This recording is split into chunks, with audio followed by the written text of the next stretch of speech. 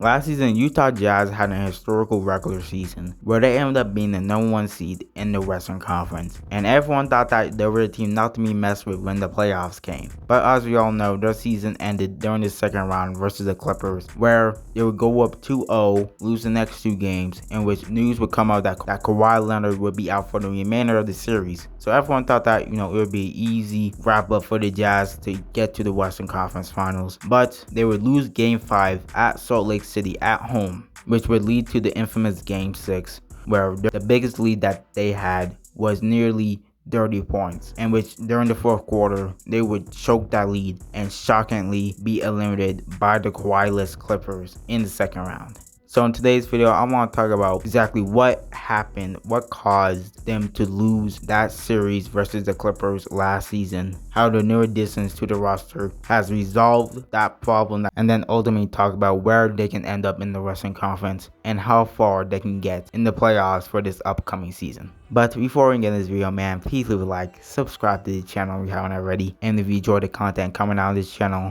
I would greatly appreciate it as always. Check out my last video I did on the Indiana Pacers about a week ago about their future, and with all that being said, let's just get right into it. So right after the Jazz lost Game 6 and were eliminated, everyone on Twitter, on these sports media outlets started to point fingers at what caused the Jazz to lose that series, and everyone pointed to Rudy Gobert, who won Defensive Player of the Year during the playoffs. And initially I was the same way. I thought that Rudy Gobert was ultimately getting exposed and was the sole reason for them losing. If you just go back to the footage of Game 6, that man was getting fucking exposed. I'm not gonna lie. He was playing shit defense. He was literally getting bitched by Reggie Jackson, Paul George, and Terrence Mann. It was justified for him to be blamed initially for the Jazz loss. But in just watching back the footage, I don't think that Rudy Gobert was the true problem that caused them ultimately lose that series. I believe the true reason was their inability to adapt and make adjustments when playing a small ball lineup. As we all know, after Kawhi Leonard was injured, the Clippers, they had to run a different lineup. And the lineup that the Clippers used not only during the Jazz series but also with the Mavericks was running a small ball lineup. And as we saw, that worked with the Mavericks, which caused them to win that series, and obviously it definitely worked against the Jazz. I believe there are really 3 culprits for them losing that game. One is obviously Rudy Gobert, like I said. For being known as a defensive center, he was playing zero defense. This man single-handedly let Terrence Mann nearly score 40 fucking points by just mainly shooting corner threes in which he had to get out to and which he just didn't do. But people tend to forget the shit defense that his teammates were playing. Literally, Mike Conley, Donovan Mitchell, Bojan Bogdanovic, and Royce O'Neal were literally getting blown by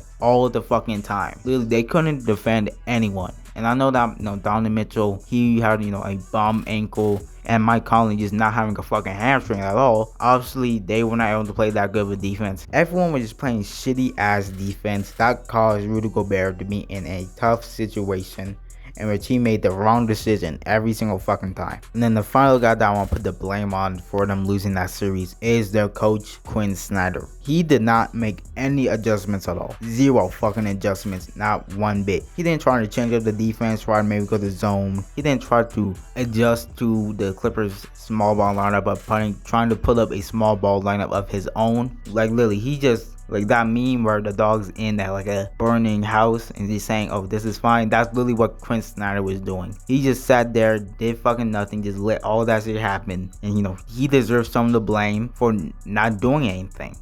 Coaches are supposed to make the tough decisions, supposed to make the hard calls in order for their team to win a game, especially in an elimination game. But now let's talk about the new additions to the roster that they did during this year's offseason, like Rudy Gay from the Spurs, Erik Paschall from the Warriors, and Hassan Whiteside from whatever team that he fucking came from. But I want to focus on Rudy Gay and Erik Paschall. These 2 signings, I believe, are very underrated. Like I said, the last season, the Jazz had a serious issue on not being able to adapt when, playing different, being in different situations. But I believe that with these two guys, their roster is constructed in a way that they are now be able to adapt, or in some situation where they have to change up the lineup. But a lot of this is on Quinn Snyder and actually utilizing his tools and actually being willing to make some changes when they're in a certain situation. So now let's talk about where they could potentially place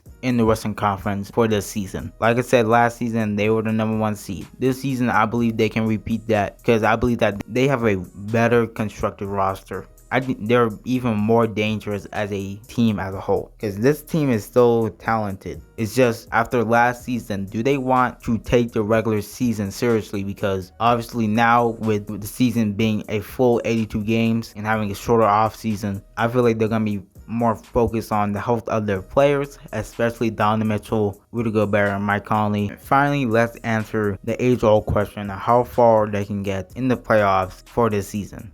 I believe that this Jazz team can make it to the finals. After seeing what the Phoenix Suns did, I believe that this Jazz team can also replicate that, assuming that, luck is on their side, the players are relatively healthy, and everyone else is just dealing with something, But at worst, this team should at least be in the Western Conference Finals. Everyone thought that they were going to make it to the Western Conference Finals last season when Kawhi went out, and they disappointed everyone, including themselves. So if they miss the Western Conference Finals, it's wraps for the Jazz. I mean, it's at least Western Conference Finals or bust for this team. They are better as a team now than they were last season, and they have way more experience for being in different situations. Now they have gone through the rough patches of last season and their disappointing loss. So that if they end up losing in the second round, or fucking even losing in the first round, no, it's wraps for them. It's wraps. So that's it for the video. Hope y'all enjoyed it. Leave a like, subscribe to the channel if you haven't already, and enjoy the content coming out of this channel. I really appreciate it as always. Leave your doubts down below about the Utah Jazz. And with that being said,